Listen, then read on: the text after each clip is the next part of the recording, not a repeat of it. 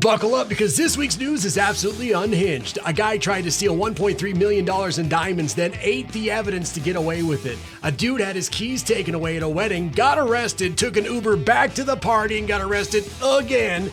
Monopoly ditching cash for an app-based banker. A hot sauce factory caught fire. Someone broke into a shelter and let 24 dogs out. Florida Man Games 2025 were absolutely wild. We're talking alligator tossing, beer chug sumo, and shopping cart jousting. Hit like, subscribe, and let's break it all down. Stealing anything from a church is a bad move, but this is somehow even more oblivious. Police in the UK are investigating a theft from St. Andrew's Church that happened last month. 3 religious paintings were stolen, including one with the 10 commandments that actually said, "Thou shalt not steal." Come on, read the sign, punk. They also included one of the Lord's Prayer, and they're all in big, heavy wooden frames, so it's not like they just unknowingly moved them. It's unclear how much the pieces are worth, though they hold a lot of sentimental value for the church and its members. Police say the church did not show signs of forced entry, so maybe it was an inside job. And the cops are asking people to keep an eye out for them, even on Facebook Marketplace. But that's a special place in hell for someone who steals the "Thou shalt not steal" painting from a church. All right, everyone, here's a few more good news stories making the rounds. An 18-year-old from Utah named Luke Herbert had to quit basketball when he got diagnosed with an autoimmune disease. But how's this for switching gears? He just became the first kid from Utah to get a scholarship for cornhole.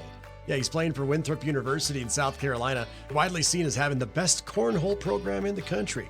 Firefighters and animal rescuers saved a blind and deaf dog that wandered into a storm drain in North Carolina last week. His name's Duffy, and he's 16 years old. He's now back home safe and sound. A group of Burger King employees in Minnesota paid tribute to a longtime customer by having his name engraved in his favorite chair. Jerry Parkin recently passed away at the age of 91, and they showed up to his funeral with the chair. He used it to meet with friends for coffee every morning and had his 90th birthday there. He even asked for chicken nuggets and a shake for his last meal.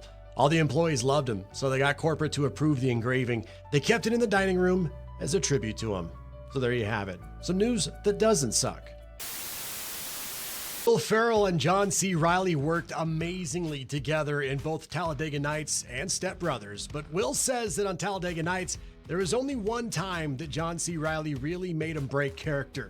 Last week, Will spoke in Reilly's honor at the Oscar Wilde Awards, which honors Irish-American artists, and he said John got him during the scene where his character is in a coma. John comes to confess that he once posed for Playgirl under the name Mike Honcho. And yes, he did spread his butt cheeks. That was all improvised, and I swear you just see me hanging on for dear life trying not to laugh. There you go, the one time John C. Reilly made Will Ferrell break character was on Talladega Nights as Mike Honcho. I guess these people can now advertise their hot sauce as a 2-alarm fire, literally. A fire broke out at the T.W. Garner Food Company in Winston-Salem, North Carolina earlier this week. That's the company that makes Texas Pete. It's made in North Carolina. It was probably not ignited by the actual hot sauce, but technically we don't know that it wasn't. Investigators say it started in a trash area and spread to a small gas line attached to the building, which could have been bad, but the firefighters got it under control and no injuries were reported. It's unclear if any hot sauce was affected by the fire, but if it was, they could try to capitalize on releasing a limited edition version featuring subtle notes of smoke from the burning headquarters. Well, 25 years after the song, we finally know who let the dogs out. A woman in San Bernardino, California used bolt cutters to break into an animal shelter on Wednesday and set 24 dogs free. There's security footage of her leaving while a bunch of dogs follow her out, and almost looks like that scene off of Ace Ventura when he's trying to hide all of his pets from his landlord. It happened about 3:30 in the morning. A security guard saw loose dogs running around and called the cops. They arrested a woman nearby after finding several dogs with her. But last we heard, they still hadn't officially said that was the same woman. They arrested her on an outstanding warrant and called her a person of interest. The shelter managed to round up all but one of the dogs. A ton of people saw the story and reached out to adopt some of the dogs. At least one dog has already been adopted out.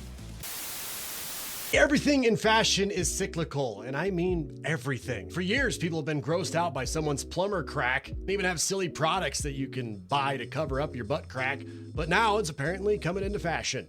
At Milan Fashion Week, Diesel debuted its latest collection, and it features extremely low-cut jeans, and despite the sagging, there's no boxers or panties underneath it. So yeah, plumber's crack was having a moment on the runway, and almost immediately, People went online and said they're praying this doesn't become a hot new trend. One person said, quote, "I feel like there's a return to deliberate undressing." As for someone who suffers from PBS or plumber butt syndrome, I gotta tell you right now, I'm a big fan of this. The latest in fashion, plumber's crack. The second annual Florida Man Games were a big success. They went down this past Saturday near St. Augustine, Florida.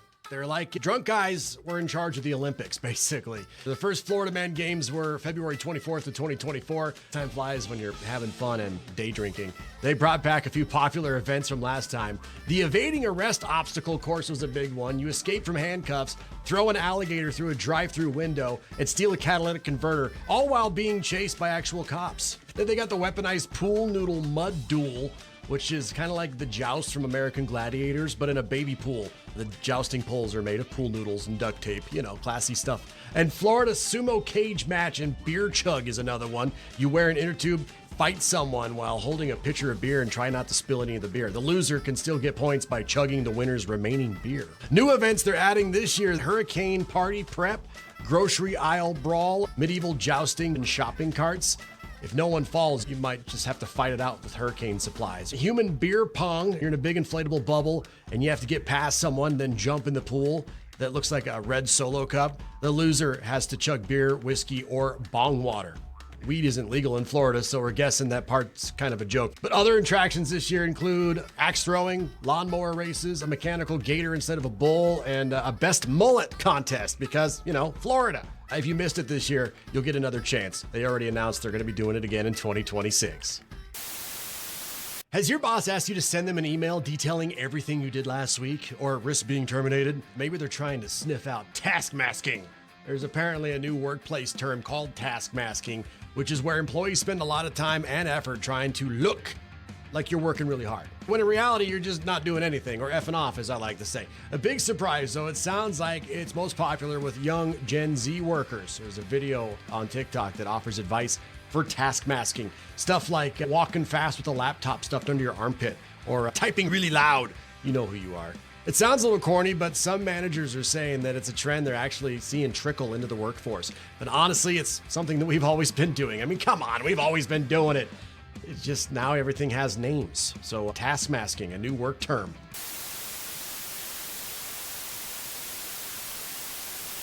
This guy found out the hard way that you can be charged for something in your stomach. A 32-year-old guy from Texas named Jathan Gilder. And no, I don't have a lisp. And no, I'm not trying to be Mike Tyson. His name's spelled Jathan. Jaythan. Gilder. He attempted to steal $1.3 million worth of diamond jewelry from Tiffany & Co. in Orlando last month. And on his way out, he got into a scuffle with employees and dropped a ring, but he got away with 2 sets of diamond earrings worth $610,000 and $160,000. He jumped into his SUV and tried to drive all the way back to Texas, but the police tracked him down a few hours later. Before they took him into custody, Jathan swallowed the 2 sets of earrings. And they didn't fool anybody. It just made it messier for the cops, who had to scan his body, see the foreign objects inside, and notify him that they'd have to be collected after passing through his system. They even asked the jail staff, quote, "Am I going to be charged for what's in my stomach?" Yeah, dude, you will. Never pass out in the middle of a college party or around your extended family. Some guy turned to Reddit for advice after he drank too much at a family barbecue, fell asleep in a hammock, and his brother-in-law decided to fill his belly button with super glue. It landed him in the ER. They had to use solvent and ointment to remove the glue, and he ended up with a medical bill for about $2,253. It happened several months ago, and his brother-in-law refused to pay for the bill, so he took him to small claims court, and he won. But he still hasn't paid. The guy asked Reddit for advice because it caused a big rift in his family. His wife's side thinks he overreacted and shouldn't have gone to the hospital in the first place. He said that even his wife is barely on his side. His brother-in-law is going through a divorce on his in-between jobs. The mother-in-law offered to pay, but she's on a fixed income, so he hasn't taken her up on it. What should he do? The top answers in the comments include garnish the guy's wages, prank the dude back, or just go on Judge Judy. She'll handle it.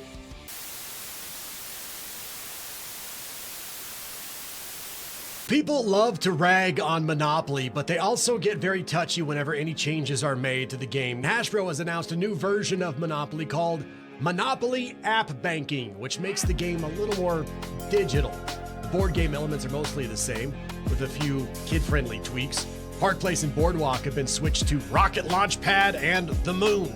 And other new properties include a chocolate factory, a VR roller coaster, and a dinosaur park. Now, the main difference is that there's no banker and no physical cash. Instead, there's a mobile app that processes all the transactions during the game. Hashbro says the app is great for speeding up the game, making it more accessible to younger players, and making it harder to cheat.